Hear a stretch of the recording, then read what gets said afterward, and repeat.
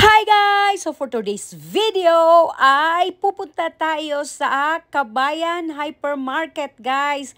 Kasi meron na kaming Kabayan Hypermarket dito sa Yanbu. At first time namin guys na pupunta dito dahil kakabukas lang nila guys. So try natin guys. Ayan, kasama ko si Baba guys na try naming mag grocery shopping dito sa may Kabayan guys. Yan ang mga naka-sale nila ng mga items at kung mga ano-ano pa guys, yung tinapay, Filipino bread, and everything. Yan guys, yung meron silang putok, meron silang Mongo bread, meron silang Spanish bread, at iba pa. At syempre, meron din naman silang ibang mga products, guys. Hindi lang naman lahat ay Filipino products. Meron din silang mga local products and international products, guys. Ayan na siya, guys. Ay magbabayad na si Baba. Andon na siya sa cashier. Pero ako, umikot-ikot pa saglit. Ayan, guys.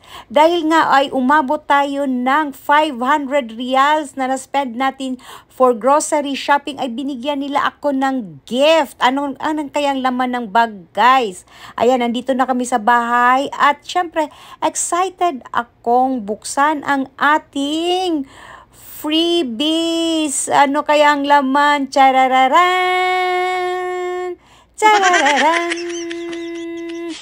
Ano kaya? Ayan, hindi ko pa mabuksan. Ang daming mga nakalagay na stapler. Ay, nako, ang sakit na ng kamay ko sa kakabukas. Kailangan na ata ng scissors.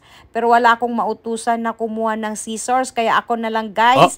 Wait a minute. Kapeng mainit, guys. Ayan, may dala na akong gunting. Ay, hindi pala gunting. Kutsilyo pala, guys.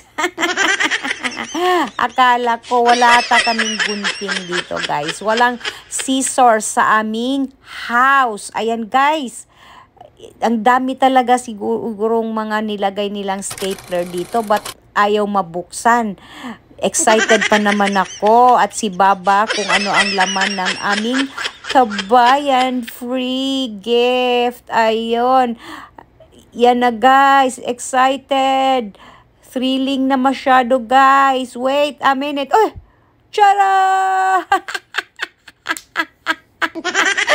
Calendar. Late na yung calendar. Anong petsa na guys? 2025 pa yung calendar. At oops! Meron pang isa. Ano to? Wow! It's an umbrella! Guys, binigyan ako ng umbrella, guys. Ang ganda! I love it! Ayan, guys. Binili ko yan. Ay, hindi ko pala binili, guys. Yun lang, guys. Sige, thank you. Love you.